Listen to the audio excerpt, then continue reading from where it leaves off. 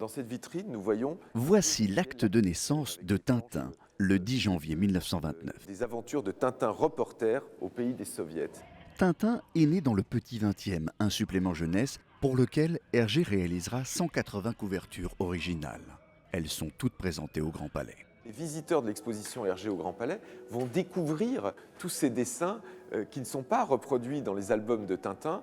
Et donc on va pouvoir voir Tintin et Milou coursés par exemple par ce dalmatien.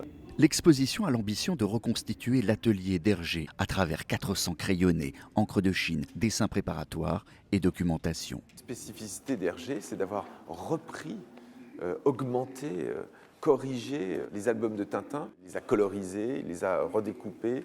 Il les a remis à jour aussi pour certains éléments techniques. La technique, Hergé va rapidement faire appel au modélisme pour plus de réalisme. Hergé, un peu comme un architecte, faisait fabriquer des maquettes de certains objets importants, comme ici la fusée dont on a marché sur la Lune, de façon à obtenir ce réalisme très pointilleux auquel il était très attaché. L'exposition montre encore les influences qui parcourent les albums de Tintin, la peinture, l'art contemporain et le cinéma muet.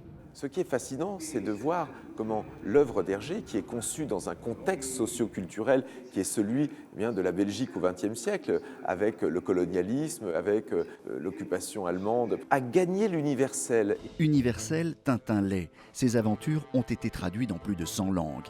Et malgré l'absence de nouvel album depuis 30 ans, il s'en vend chaque année en France 600 000 exemplaires.